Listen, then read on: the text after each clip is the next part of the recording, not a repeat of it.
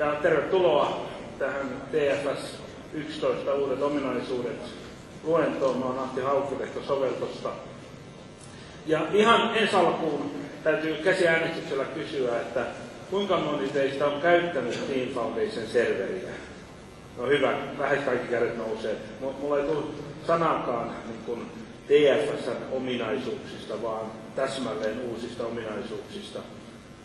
Ja ehkä vielä sen verran, että kuinka moni teistä on käyttänyt TFS 11, joko siellä pilvessä olevaa tai on-premises esiversiota, käsi ylös.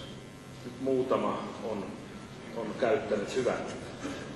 Siis hyvä, että vain muutama, koska jos olisi yhtä paljon käsiä noussut, niin sitten olisi vähän jäänyt luento lyhyeksi. Mutta ne uudet asiat, joita tässä esityksessä tuun katsomaan tarkemmin ja osittain demoamaan, on niin kuin vaatimusmäärittelyyn tullut työkalu, Storyboard Assistant, joka on PowerPoint-pohjia. TFS:hän on, niin kuin sanotaan, että TFS on ALM, Application Lifecycle Management, mutta kuitenkin on niin kuin keskittynyt ja toimii vain sen ALM keskiosassa, eli sen projektin kehittämisen aikaisena työkaluna. Ja tämmöinen vaatimusten analysointi, tärkeä suunnittelu, sellainen esikartoitukseen soveltuu huonommin, mutta nyt jonkin verran sinne päin on tullut työkalua nimenomaan tämän Storyboard Assistantin muodossa. Sitten sinne toiseen päähän, sinne ALM:n niin käyttöönoton jälkeiseen päähän, on tämä viimeinen kohta, operointiympäristön tuki. Siellä katsotaan, ei kovin tarkkaan, mutta muistutetaan, että siellä on tullut System Center integrointi ja sitten IntelliTrace on mahdollista ajaa IntelliTrace Collectionit niin, että ne kerää IntelliTrace-tietoa myös tuotantoympäristössä. Siihen väliin, missä TFS on voimakkaimmillaan sen sovelluskehitysprojektin aikana, isoin muutos on se, että meillä on tullut niin kuin Scrumin termistö, Scrumin käytännöt jopa niin, että nyt oletusprosessitemplate on Scrum, ei ole enää se MSF Agile niin tähän asti. Ja nimenomaan se Web Access, eli web-käyttöliittymän puolella on tullut nyt Taskboard, sellainen asia, joka nyt yleensä on, jos Scrumia on hoidettu, niin ostettu kolmannelta osapuolelta tällainen nätti Scrum-mainen näkymä Product Backlogiin ja Sprint Backlog-itemeihin. Me katsotaan myös näitä koodaajan uutuuksia, joka nyt ei ole tarkalleen TFS, mutta liittyy sen Scrum-tyyppisen projektin vetämiseen. No, Team Navigator nyt ehdottomasti on TFS liittyvä asia, se on se Visual Studion liittymä Team Foundation serveriin. Unit Test Runneri, Code Review ja Code Clone Detection on asioita, jotka nyt ei ole TFS-sidonnaisia tai TFS-only-sidonnaisia, mutta liittyy sen projektin tuottavuuden parantamiseen. Myös testaukseen on tullut jonkin verran uutta. On tällainen tutkiva testaus, exploratory testing, jossa siis ei ole niin, että olisi tehty test case, jota ajetaan test managerin kautta, vaan test managerin kautta, vaan käytellään sovellusta, ja jos siellä tulikin bugi, niin se on kerännyt normaalit niin kuin test-steppi-tasoisen tiedon, että mitä käyttäjä on tehnyt, kun hän on tähän bugiin tullut, jolla voi saman tien raportoida bugin TFS:ään mukana se, että miten tähän asiaan on tultu. Tai jos siinä kun käytellään sovellusta test managerin kautta, huomataankin, että tähän olikin oikeastaan test casein paikka, sen arvoinen asia, niin saadaan se jo tehty työ generoitua testi casein test stepeiksi.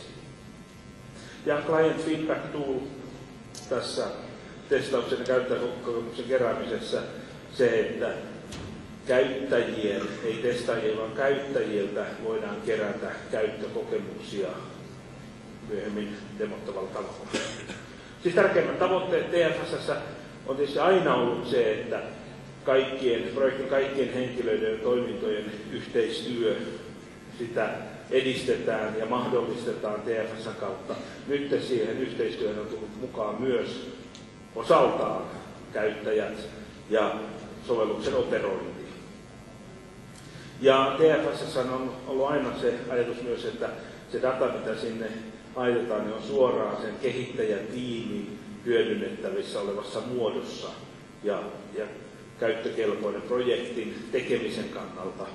Ja tätä vaatimusta, tätä ajatusta edelleen tietysti kunnioitetaan. Edelleen on useita käyttöliittymiä vähän tarkoitukseen sovitettuina. On toki selain, Visual Studio IDE, Interactive Development Environment, Office ja tietysti, mutta myös mukana näitä erikseen tehtyjä klientteja, Test Manager, Test Runner esimerkkeinä. Ja Scrum on nyt se natiivi oletustapa hoitaa projekti. Eli Scrumissa on termistönä Product Backlog, jota sitten Sprintissä kehitetään tällaiseksi käyttöön otettavaksi Potentially Shippable Productiksi, incrementiksi, joka sitten menee käyttöön. Siellä sitä monitoroidaan ja siellä saadaan niitä syötteitä myös projektin Product Backlogiin. Ja ne asiat, joita täällä TFS:n kannalta on tullut uutena, niin on tosiaan storyboarding, olisi täältä käyttäjien vaatimusten kirjaamisessa, backlogin hallintatyökalut, siis work-itemeiden, jotka ovat backlog-tyyppisiä työkalut kehittyneet, sprintin aikaiset työkalut jonkin verran kehittyneet, feedbackia saadaan klientilta ja tältä Operation Managerilta saadaan suoraan niin kuin, niitä sovelluksen mahdollisia virhetietoja tuotuksi T-Foundersin serveriin. Eli jos painopisteet on lähtenyt projektin näkyvyydestä, 2010 oli arkkitehti ja kehittäjä, tesтерien ja kehittäjän vuoropuhelu, niin nyt isona asiana on kaikkien muiden stakeholderien ottaminen mukaan TFS:ään ja operoinnin ottaminen mukaan. Ihan sellaisena ei niin yötä päiväksi muuta, on niitä muutamia ensimmäisiä työkaluja, joilla ne saadaan mukaan tähän TFS-maailmaan. Mutta ennen kuin mennään noihin ominaisuuksiin, niin niitä muita TFS:n uutuuksia. Yksi ehkä aika iso on se, että Microsoft ostaa nyt aidossa Azure-ympäristössä T-Foundersin serveriä. Se on preview-versio vielä, se on tämä versio 11, mutta siihen on saanut ja saa Microsoftilta koekäyttötunnuksia. Ja mä oon käyttänyt sitä nyt reilun puoli vuotta, reilusti yli puoli vuotta, viime kesästä lähtien. Ja toimii niin kuin todella hyvin. Ja tämän kaiken koodin on alannut laittamaan sinne. Se on mukavaa, että on TFS joka paikasta käytettävissä. Tämän luennon demot mä hoidan sieltä. Siis mulla ei ole mitään on-premises T-Foundersin serveriä, mä käytän tätä preview-versiota. Sinne Microsoftin hostaamana sinne kirjaudutaan tai Microsoft ID:llä, Windows ID:llä, tai siis Live ID:llä, kaikki sama asia tarkoittaa. Ja siellä on TFS niin versiohallinta, work item tracking, build-tiedot on tietysti siellä, mutta build-serverit täytyy asettaa on-premises, mutta ne on aika helppo kytkeä siihen pilvessä olevaan TFS:ään. Se on-premises build-serveri ja sitten vaan saa tiedon, että nyt täytyy kääntää. Se käy lukemassa sieltä pilvestä koodin ja kääntää ihan niin kuin build-serveri tekee tänä päivänä. SharePointti ei ole siellä Microsoftin hostaamassa TFS:ssä, mutta esimerkiksi Office 365 SharePointti saadaan tietysti kytkettyä siihen, niin kuin myös on-premises SharePointit. Ja MS-build-suorituskyky on kuulemma parantunut paljon, en ole sitä millään lailla mitannut enkä havaitse sitä parantumista, mutta niin Microsoft sanoo. Eli lähdetään liikkeelle Storyboard-assistantista. Se on siis tämmöinen käyttäjien kanssa tehtävä hahmotelma siitä, että mitä käyttöliittymä pitää sisällään. Se on vain PowerPoint-templateja ja sitten, että PowerPoint on kytketty niin TeamFoundation Foundation serveriin ja saadaan niin kuin, tämä käyttöliittymä hahmotelma suoraan niin SharePointiin ja TFS:ään linkit. Tämähän ei ole kauhean niin kuin iso asia, mutta selkeä kannanotto siitä, että käyttöliittymä karkea suunnittelu kannattaa tehdä ei Visual Studiolla tai näillä suoraan toteuttavilla välineillä, vaan riittävän abstraktilla tasolla. Ja mielenkiintoista, että tässä ei käytetä visiota, vaan PowerPointia. Mäpä näytän. Olen tänne jo tehnyt ihan tyhjän esityksen.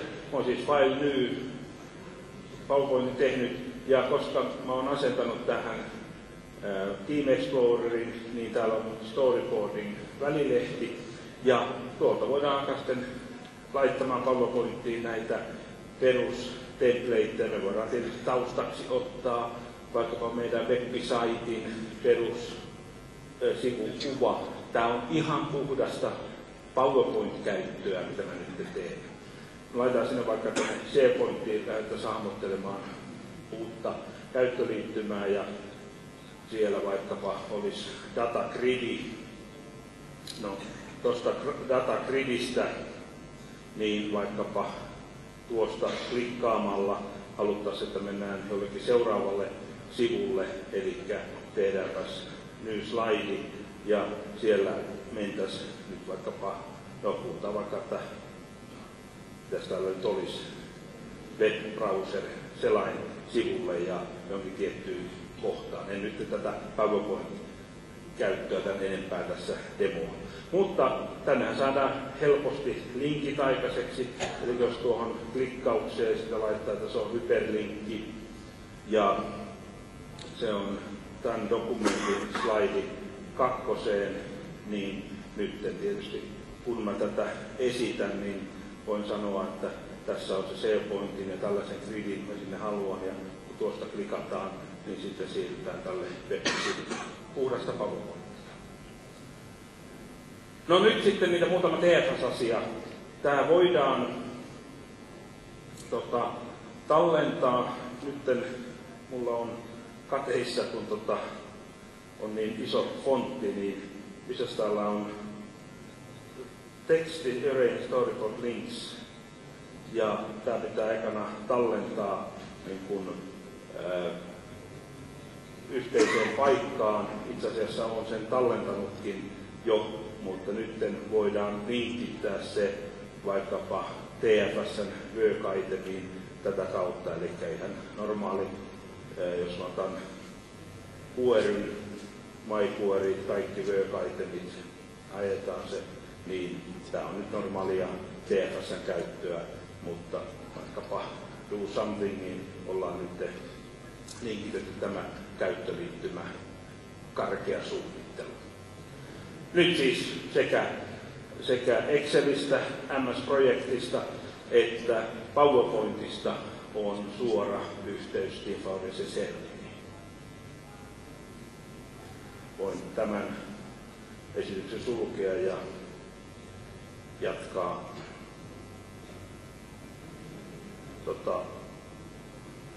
tällä esityksellä.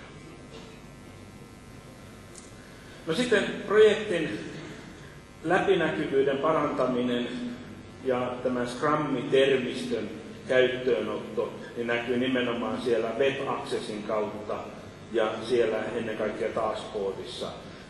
Eli nyt aletaan puhumaan product backlog-itemeista, ei tarvitse sitä käsitemuunnosta, että okei, täällä on user story, mutta Scrum-ohjeessa puhutaan PBIstä, product backlog-itemista. Nyt ne on work-itemit, ovat product backlog-itemeita. Ja on erikseen niin kuin näkymä tälle product ownerille näihin PBIin.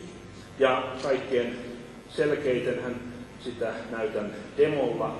Eli tuossa mulla on selain ja tuon mä voin jo sulkea. Se on tässä, eli missä mä olen, niin mä oon nyt tfspreview.comissa, eli siellä Microsoftin ostamassa Team Foundation serverissä ja siellä on mulla pieni tämmöinen demosaitti. Siellä on vain AHC-projekti 01, muuta projekteja siellä ei ole. Ja tää on nyt tämän saitin kun home sit. Ja itse mä lähden liikkeelle. Mä oon nyt product owneri, eli backlogista lähdetään liikkeelle ja tuolla nyt näen tämän product backlogin. Ja nämä on tosiaan tyyppi on product backlog itemilta tai sitten product tai bugi, jota täällä backlogissa on. Ja tuosta voidaan lähteä tekemään heti uusi, olkoon vaikkapa, että maksetaan visalla ja addillä saadaan sitten seuraava backlog item. Ja näitä voi tietysti, laitetaan sitten niin ja eurokaardilla. Tietysti ihan ton nimisiä nämä PDI tuskin olisivat. Mutta myös sitten järjestäminen, tämä eurokaardi voi laittaa tuonne orderissa. Viimeiseksi tämähän on se tärkein tehtävä, jota product owner tekee, järjestellä näitä backlog-itemeita, mitkä on niin potentiaalisesti tulossa seuraaviin sprintteihin. Jos mä haluan ja tiedän, että tämä muuten hoidetaan sitten sprintti 4, niin samalla drag and dropilla se saadaan siirrettyä sinne sprintti 4, niin kuin nyt tuossa näkee, että sinne se on ajateltu tehtävän, sitä ei ole vielä forecastattu, sitä ei ole vielä kiinnitetty, mutta product owneri näin hahmottelee. Jos mä nyt avaan tästä vaikkapa kirjautuminen FP-tunnuksiin, work-itemiin, niin se on backlog-itemin kirjautuminen tunnuksilla ja täältä näkyy tutut asiat, mitä yleensäkin näissä work-itemissa on ollut, mutta nyt uutena asiana tosiaan storyboards, eli tuolla päästäisiin sitten tekemään tähän PDI:hin tällä äsken mainitulla tavalla, eli PowerPointilla sitten käyttöliittymän karkea suunnittelu. No, tätä tuli jo demottua, eli laitetaanpas tänne closeen. No, sprinttibackloggi tulee siitä, että laitaanpas tuonne save nyt kuitenkin, tai save ja close, niin product backlog oli tässä. Jos mä menen sitten sprinttisuunnitteluun, niin mä valitsen sprintin, ja tässä nyt näkyy ne 2 PPI:tä, product backlog itemia, jotka on tähän sprinttiin valittu, ja jos sinne tulee uusia taskeja, niin on tehty mahdollisimman helpoksi tee kantamuutokset ja save and close. No, niissä olisi ehkä syytä laittaa tämä remaining work-arvio, kun kerran ne tässä sprintissä, current sprintissä jo ovatkin. Mä avaan sen ja laittaa sinne remaining work 26 tuntia. Nytten pieni muutos on se, että näissä alkaa näkymään tämä kommentointi omana haaranaan, eli All Changesissa näkyy se kaikki historia, jota tähän work-itemiin on tehty, mutta discussion onlyssa nähdään vain kommentit, eli onko tämä suunniteltu riittävästi. Tämä ei olisi tarkoitus jättää tänne work-itemin, se ei ole descriptionia, vaan kommentointia, ja se näkyy sitten tosiaan tällä discussionissa ja vielä usein kuvien kanssa, eli saadaan niin henkilökohtaisemmaksi tämä yleensäkin work-itemien käsittely. No joo, sitten jos tätä aletaan tosiaan suunnittelemaan, tai tehdään tätä sprinttiä, niin nyt jo TFS:n mukana tulee tämä normaali Scrum Code, johon on kyllä kolmannen osapuolen tuotteet ollut kanssa pitkään saatavilla. Eli jos tämä kantamuutokset on nyt työn alla, niin laitetaan se in progressiin tai sitten se on done, niin jotain summat tietysti täsmäytyy tuolla ihan nätisti. Me nähdään tämä myös team-membereittäin, eli kenelle kaverille mikin asia on tällä hetkellä niin kuin työn alla. Ja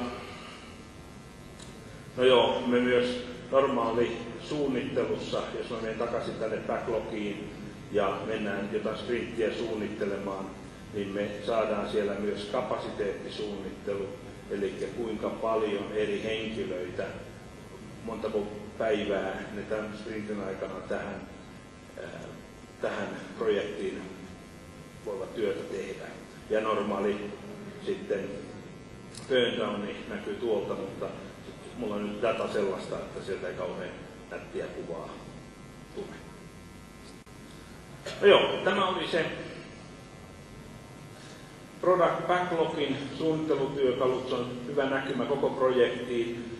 Backlogin hyvä kruumaus tai niin helppo ylläpito, drag and droppi selainikkunalla ja projektin etenemisen seuranta. Sprint Planning Tooli, se oli sama Web Accessilla oleva sama työkalu. Me nähdään burndowni, kapasiteetti ja voidaan hallita work-itemeita in progress done muutokset suoraan siellä koodin kautta. No sitten koodaajan työkaluja. Eli Team Navigator, joka on siis se Visual Studio liityntä TFS:ään. Sitten muutamia muita työkaluja, joita tässä tuun demoamaan. Ja Team Navigatorissa, jos mä näytän sitä suoraan Visual Studiosta käsin nyt ensiksi, eli laitetaan täältä muut tiedostot kiinni. Ja tässä on nyt se Team Exploreri tai Team Navigatori, se on muuttunut Team Exploreriksi. Ja mulla on nyt Visual Studio 11 tässä auki ja juoksussa, ja se on tosiaan hyvin erinäköinen kuin Visual Studio 10. Vielä kun mä oon ottanut tämän tumman taustan, niin se näyttää vielä erikoisemmalta, mutta kyllä se on normaali käyttö, normaaliväreilläkin niin hyvin, hyvin erilainen kuin 10.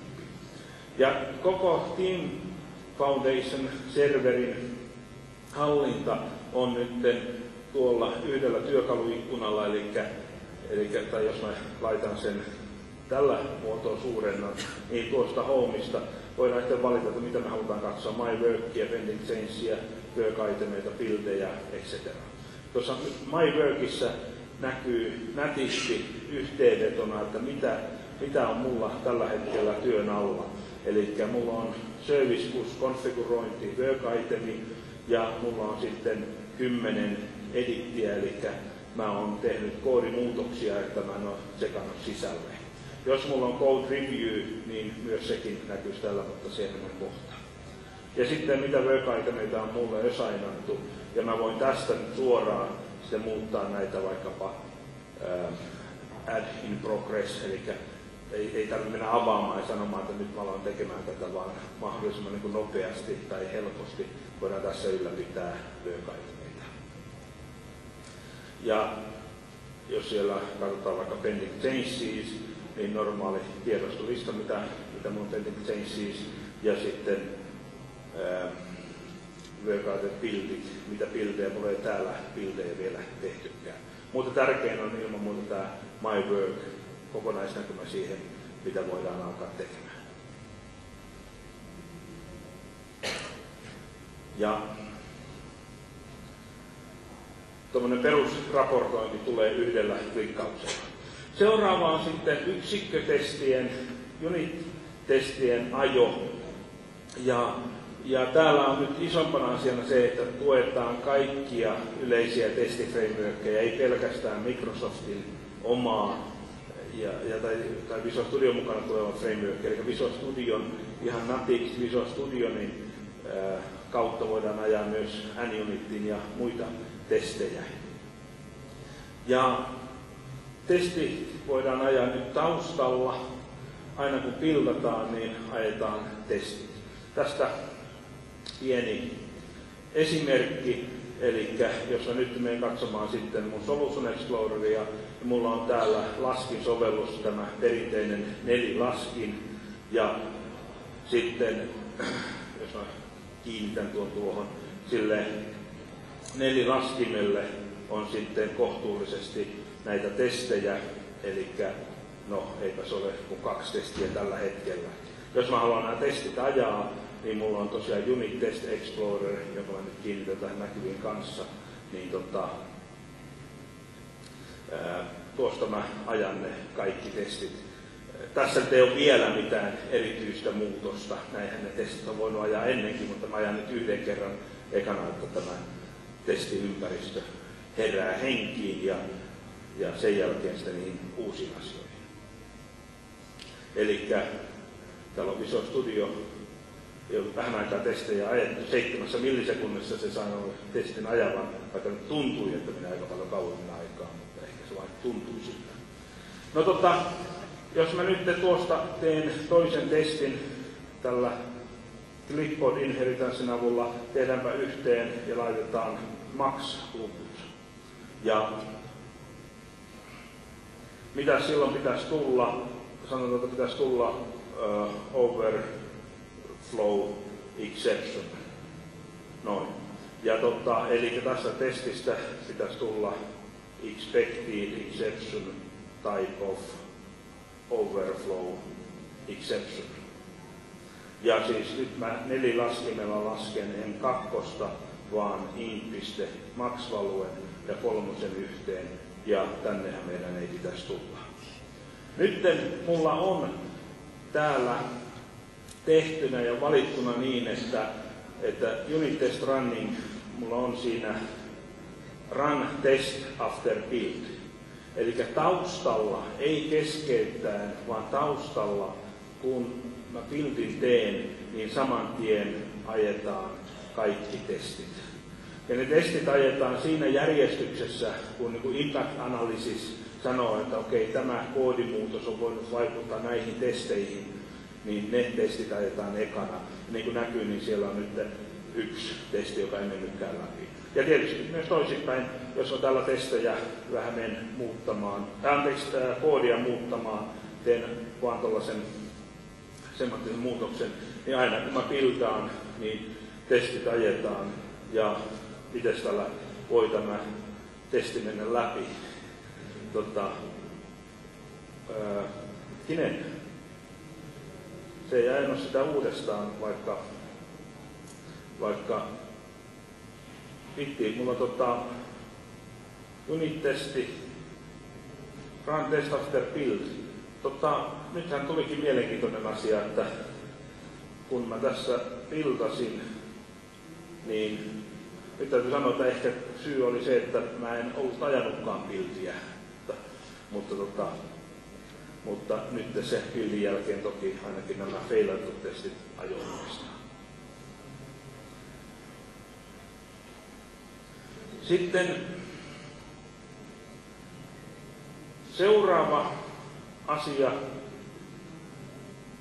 Mulla PowerPointti alkoi nyt haastamaan. Käytetään sitä Visual Studiota, jos siellä toimii paremmin. Eli on Code Review, joka on nyt ihan uusi ominaisuus. Eli jos mä nyt tuon testin tuossa olin tehnyt ja oli mielestäni suunniteltu hyvin, että overflow exceptioni pitäisi tulla. Onko tämä oikea tapa, niin mä en nyt vielä tätä tsekkaa sisälle, vaan pyydän Code Review. Eli no nyt tein väärin, laitan tämä kiinni ja Team Unit Test Exploreri tuosta löytyy työkalu. Eli mä menen My Workin Homeen, mä voin tehdä täällä Request Code Review ja siis pyytää, että reviewä tämä mun koodi, sitä ei siis tsekata sisälle, se menee Shellin kautta ja nytten kun mä viitsin vaihtaa käyttäjätunnusta, niin mä laitan itselleni tämän code review pyynnön. Ja täällä olisi tämä taaskin, no siihen mä olin tekemässä sitä AOC-projektissa ja laitetaan tuohon vaikkapa, että onko tämä testi ok, nyt ei tule exceptionia. Ja submit request, eli nyt tämä tekee selven ja laittoi code review-pyynnön Ahti Haukilehdolle. Ja jos on ne saanut tehtyä, niin täällä mun New Workissa pitäisi sitten olla tämä code review-pyyntö, eli jos katson my viewtä, work-itemit, tuolla on code review requesti, joka mun pitäisi hoitaa. Ja jos mä täältä pienen kanvaasin kautta, on pikkasen haastavia, niin avaan tämän review-pyynnön, niin nyt se sillä normaalilla merketyökalulla näyttää vanhan ja uuden koodin, ja mä voin tänne sitten ne pyynnöt ja testit laittaa, eli siellä on muutoksia, niin on laskin testi CSS tuossa. Eli täällä nyt meni aika mahdottomaksi pienellä näytöllä näyttää, mutta pääsääntöisesti siis ideana se, että näytetään muuttunut koodi, uusi koodi, poistettu koodi, ja tämä code review tekijä voi tänne kommentoida, laitetaan vaikka tuohon kommentti ja add kommentti, että näyttää OK suunnittelulta, tsekkaa vain sisälle, vaikka testi ei mene nyt läpi. Ja tällainen kommentti tuohon lisätään. Ja nyt sitten vastapuoli, siis se, kenen koodia tsekataan, niin voi sitten kuitata nämä code reviewin tekemät kommentit. Ehkä tärkeintä on se, että jälleen ilman, että tarvitsee ostaa kolmannen osapuolen tuotetta ja opetella sitä, niin nyt TFS:ssä on code review toiminnallisuus. Katsotaan, olisiko mun PowerPointti jo täältä herännyt henkiä ja vastaus oli, että kyllä. Eli integroitu code review, tämä koodikatselmointi on ihan normaali work-itemi, mutta sen käsittely on hyvin vahvasti integroitu tämän Visual Studio IDeen. Niitä ei, code reviewitä ei nyt niin kommentointi ja kommentoiden kuittaus oikeastaan onnistu muuta kuin Visual Studio IDen kautta. Tämä code reviewin läpimeno tai tekeminen voidaan asettaa normaali team buildin quality gateiksi, eli on tehtävä code review ennen kuin voidaan sekata sisälle koodia tai tehdä tiimibuildia. Normaali compare tooli, se millä branchien merkekin tehdään, niin on se varsinainen työkalu, jolla code review ja sitten katselee sitä koodia. No, clone detectioni hakee ja etsii toisteista koodia. Tämä on nyt ihan Visual Studion niin kehittäjän työkalu. Hakee toisteista koodia, eli nyt juuri nämä copy-pastin tai tämä inheritance by clipboard-virheet pyritään löytämään.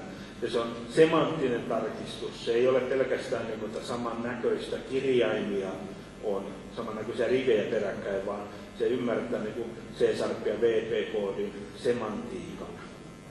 Eli jos tuota pikaisesti näyttää, niin mä oon nyt reviewi täällä jo tehnyt ja mennäänpä sitten viewillä Solution Explorerin kautta katsomaan vaikka tätä testiä. Täällähän mulla niin kuin näyttää siltä, että täällä on toisteista koodia, jos mä kokeilen ajaa tämän code. Hetkinen.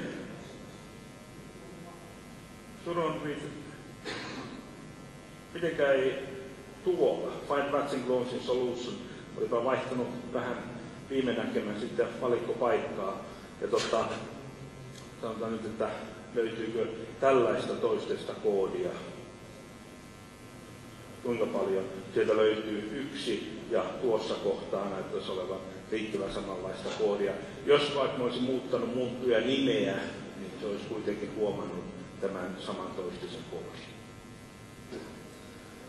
No sitten käyttäjäpalautteen tehostaminen. Eli tämä client feedback tooli ja sitten tämä tutkiva testaus. Eli client feedback-tuuli on se, että me voidaan TFS:stä käynnistää, että TFS:stä sähköposti lähettää, pyytää sitten näitä käyttäjiä tai nimettyjä käyttäjiä kommentoimaan sovellusta, antaa ohjeet, että kuinka niiden pitäisi sitä sovellusta käyttää ja millä lailla kommentoida. Siinä on kyllä drawbackin aika isona sellaisena se, että sillä käyttäjällä täytyy olla sitten pääsy TFS:ään. Siinä on halvempi lisenssi, mutta se ei ole siis ihan sellainen bugiträkkäys tai sen tyyppinen työkalu, jolla kuka tahansa voisi sinne TFS:ään work-itemita lisätä, vaan sillä käyttäjällä pitää olla oikeus tehdä se. Ja se voi peukuttaa, tehdä bugiraportin siitä testin yhteydessä, etc. Klientti, siis se asiakas, ei vain aja sitä sovellusta, vaan sen täytyy ajaa tällä feedback-toolin kautta, joka on niin kuin tämmöinen pieni riisuttu versio test-managerista. Ja kokeilepa näyttää sitä. Eli täällä tässä on tämä Team Foundation serveri, ja mä menen nyt ihan home-tasolle. Ja nyt mä oon tämän projektin, onko mä nyt product owneri, ehkä, ja tuossa mä sanon, että request feedback, että lähetäänpäs sähköpostikutsuja asiakkaille. Ja kenelle, niin nyt mä lähetän sen vain itselleni, en muille. Ja tänä aikana muuten mä nyt laitan Outlookin päälle, että mä näen sen sähköpostin, ja ehkä on vähän kiusallista tietysti tuota Outlookia näyttää, mutta ehkä siellä ei nyt niin pahoja sähköpostia ole. Ja sitten millä lailla, tai mitä mä pyydän niitä käyttäjiltä tekemään, niin mä sanon, että ajappa jotain sovellusta ja laitaanpa ne, että notepadia sun pitäisi testata. Ja ohjeet laitan käynnistä, notepad, kirjoita jotakin ja painahan F5.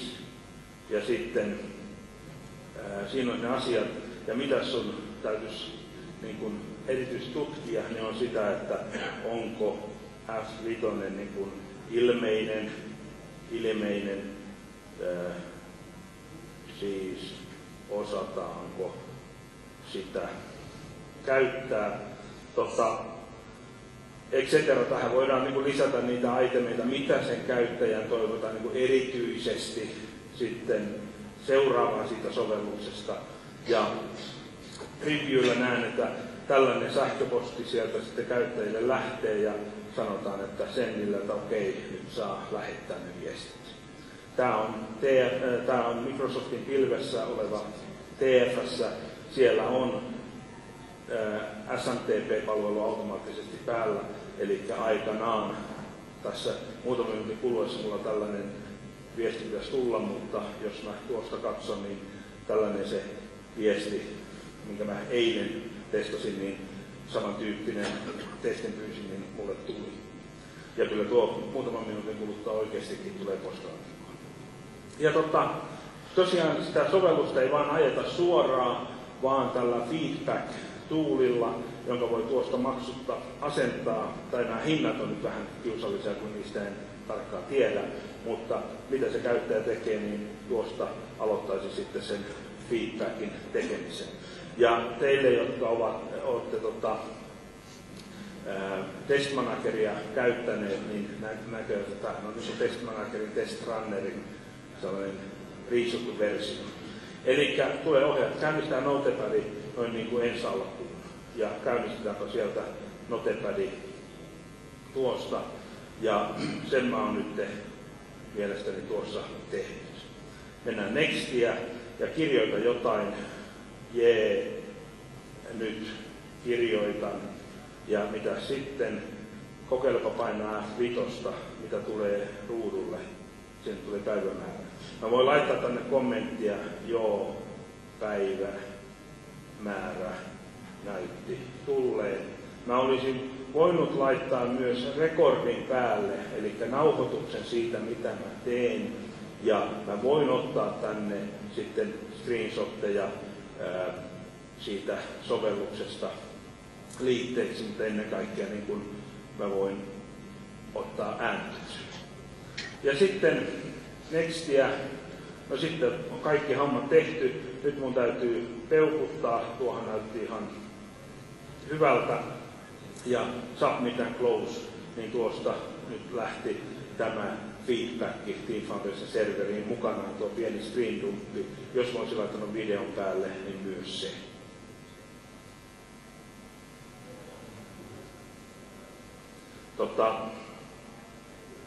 Katsotaanpas sieltä TFS:stä ja tänne tulee kyllä ilmoitus sitten näistä feedbackien tulosta, mutta ainakin nyt work-itemeissa se pitäisi olla viimeisimpänä tai work items. Ja katsotaan, siellä on tullut code review-pyyntö ja siellä on tullut feedbackkejä. Taitaa olla toisinpäin. Tuossa on nyt feedbacki ja niitä mä voin täällä TFS:n puolella katsoa ja niin kuin näkyy, niin kyllä siellä se screen dumpi näkyy ja peukutukset näkyvät. Mutta käyttäjä tosiaan ajaa sitä sovellusta tällä feedback-toolin kautta. Se auttaa siinä, että saadaan kerättyä systeemin tiedot, millä se klientti on ajanut sitä, ja saadaan nämä screendumpit videot nätisti mukaan. Exploratory-testin tämmöinen kokeileva testaus on siis test-runin käyttö ilman test-steppejä, etukäteen suunniteltua testisteppejä. Ja siitä pieni demo, katsotaan muuten sähköposti, niin onko tullut jo tämä viimeinen, siellä on tullut tämä äsken lähetetty kutsu, joka oli siis samanlainen kuin se, mitä mä jo näytin. Mutta mennäänpä sitten test manageriin. Ja test manageri noin ulkoisesti on hyvin samanlainen kuin tähänkin asti ollut, mutta uutena on siis juuri tämä exploratory-testi. Mä oon jo siis valinnut testisuiten, mä oon testipuolella ja planipuolella, ja siinä on mulla testejä, niin tuosta mä voin sitten aloittaa tällaisen exploratory-testauksen. Ja tuolla Explorella sen käynnistän, ja tää on normaali testrunner, jossa sitä ajetaan. Ja tuosta startilla käynnistän, ja mitäs mä teen ekana, niin mä käynnistän Notepadin taas. Ja Notepad ei käynnisty uudestaan, kun se oli jo kirjoitettu. Nyt mä tyhjennän sitä kaikki, ja mä kirjoitan jotain. Mä painan F5, mä muutan formaatin Wordwrapista pois, ja tehdään vaikkapa Save As, ja ei nimellä. No nyt mä tässä jotain tein. Jos mä sitten huomaan tässä kohtaa, että kaikki ei mennytkään kunnolla, tuli joku bugi, niin mä voin tästä generoida testcasein tai tehdä saman tien bugi. Jos sovelluksen käyttö nyt näytti ihan okolta, niin mä vaan suljen sovelluksen ja ei tästä pienestä tutkielmasta, mitä mä sovelluksen käytön suhteen tein, niin tarvitse mitään jälkeä jäädä. Kysymys on siitä, että jos mä haluan, että siitä jää jälkeä, niin tehdäänpä tuosta testcase, ja niin kuin näkyy, niin tämä olisi Notepadin testailua, ja tärkeimpänä asiana, niin kuin näette, niin teille, jotka test-manageria käyttäneet, niin tänne tuli nyt suoraan testistepit, jolla tämä voidaan sitten toistaa automaattisestikin, ja normaalisti voidaan sitten alkaa expected resultia kirjoittelemaan, etc. Eli tämän tutkivan testauksen tuloksena mulla tulikin sitten joko bugi, jossa näkyy kaikki nämä, mutta täytyy tietysti laittaa testin. Kaikki nämä stepit, mitä mä tein siinä bugiraportissa, ja tietysti videot ja muut, jos mä olin ne halunnut siihen mukaan ottaa. No sitten, kun koodi on tuotannossa, niin myös sinne on tullut pari työkalua. Mä näitä demase, nämä menee nyt ihan puheuskomuksella. Eli IntelliTracein niin nämä kokoaminen. IntelliTracehän on se sovelluseventtien kerääminen niin, että Visual Studiolla voidaan debugata jälkikäteen sovellusta. Siis niin, että hetkinen, nyt tuolla tapahtui jokin virhe, tuli sovellusvirhe. Jos IntelliTrace-kollektorit oli päällä, niin se tulee kyllä valtavasti dataa, jos laitatte kaikki ne päälle. Mutta jos sitä kohtuudella laittaa päälle, niin dataa ei tule ihan mahdottomasti. Niin kun virhe on tullut, niin otetaanpa ne kollektorien trace-tiedot ja toisella koneella aivan eri ympäristössä kaveri voi Visual Studiolla kohtuullisen tarkasti debugata sitä sovellusta. Ja tämähän on ennen vaatinut sen, että siellä kohdeympäristössäkin on Visual Studio. Azuressa tämä on ollut kyllä kanssa lähes alusta lähtien käytettävissä, mutta nyt myös ihan Windows-serverillä tuotantoympäristössä voidaan asentaa nämä kollektorit ja parilla PowerShellillä ne voidaan laittaa päälle, tai PowerShell-komennolla päälle ja pois päältä. Ne pitäisi olla, nyt siis pitäisi olla sellaisia, että ne eivät normaali tuotantokäyttöä haittaa. Mutta tästä valitettavasti ei ole muuta kokemusta kuin, että kyllä ne sai päälle ja pois päälle PowerShellillä.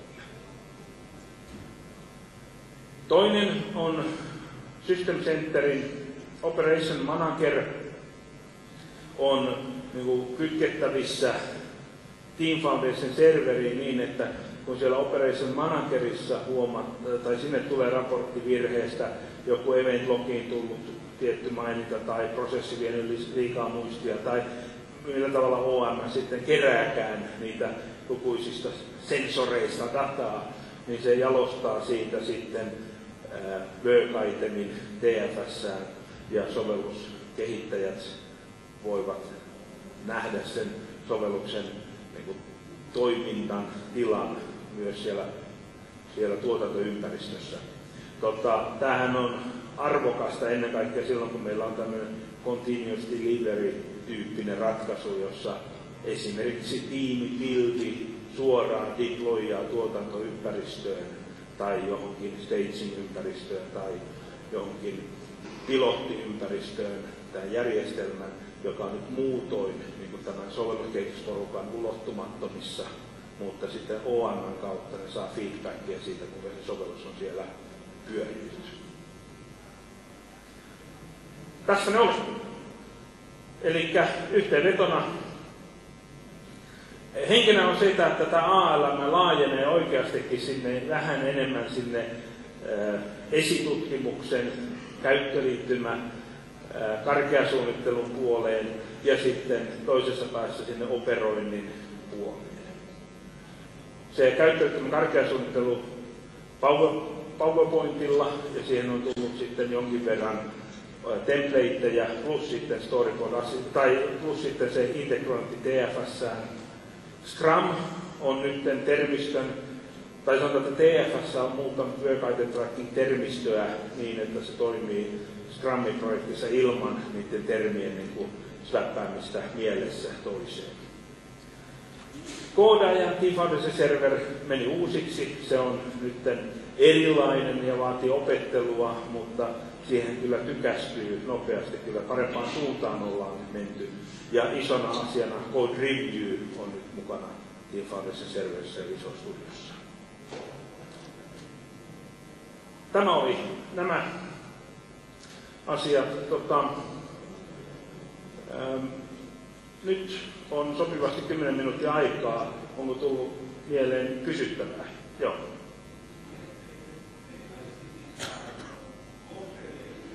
Niin.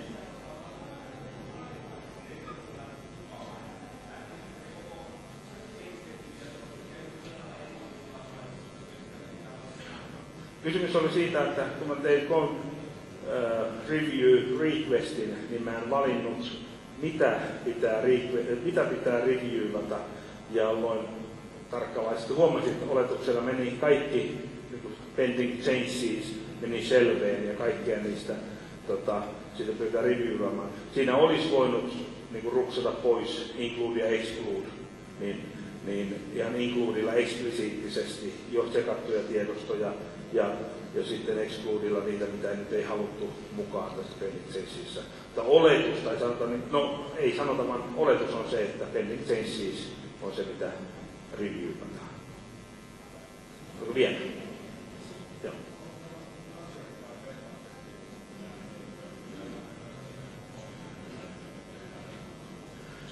Tämä asiakkaan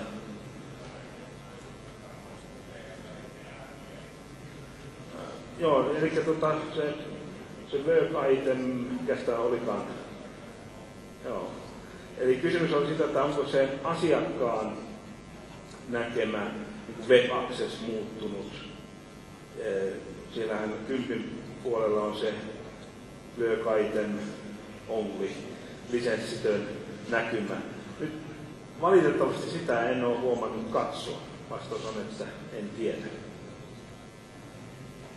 Ja sellaisena niin arvaus on, että on muuttunut, koska sehän käytti samaa web-accessia, tai web-access on mennyt täysin uusiksi, mutta en ole kokeillut, että kuinka, tai minkälainen se web-access on. Joo, siellä takana.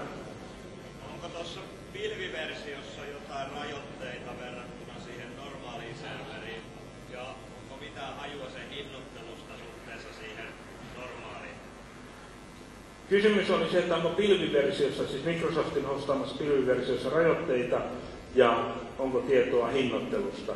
Rajoitteista sen verran, että siellä tulee niin kuin niitä Project Collection lukumäärä rajoitteita ja SharePointia tai build-serveriä ei saa sinne pilveen, vaan ne on hoidettava muuta kautta, mutta saadaan kytkettyä tähän TFS:ään. Hinnoittelusta ei valitettavasti ole mitään tietoa. Microsoft ei, tai tuoteryhmä ei ole sitä vielä julkaissut. Eikä ajankohtaa, koska tämä tulee yleisesti saataville. Joo.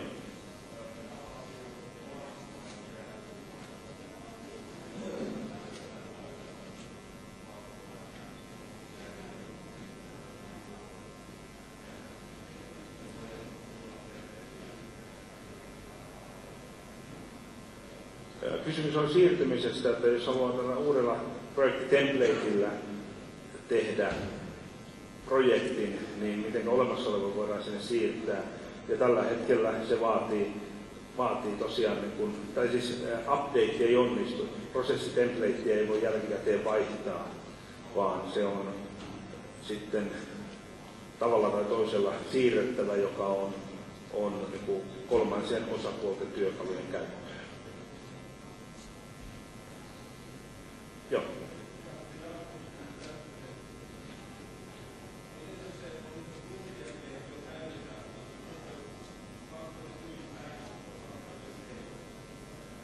Kysymys oli TFS 2010 päivityksestä tai TFS 2012, tai siis palvelussa oli TFS 11.